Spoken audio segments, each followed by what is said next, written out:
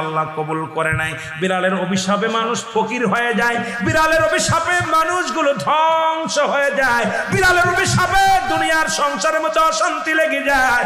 বিড়ালকে ভালোবাসলে ও মুসলমান শুনে নেও, এই বিলাইকে ভালোবাসলে বিলাই যদি দোয়া করে, বিলার দোয়ায় আল্লাহ দরবারে অনেক ফায়দা লুটতে পারবেন। জোরে জোরে চিল্লায় বলা যাবে না মারহাবা।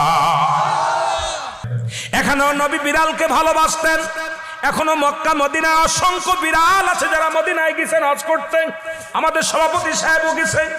অসংখ্য বিড়াল গুলো দেখবেন মদিনার মনোয়ারায়, রাসূলুল্লাহর রওজার আশেপাশে, কাবা শরীফের আশেপাশে অসংখ্য বিড়াল। ধরে বলেন ঠিক কিনা? এত সুন্দর বিড়াল যারা মক্কা মদিনায় দেখে আসছেন তাদের কাছে জিগাইবেন বিড়াল আছে কিনা আছে। এই বিলাইদেরকে ভালোবাসবেন, বিলাইকে অভিশাপ দিবেন না।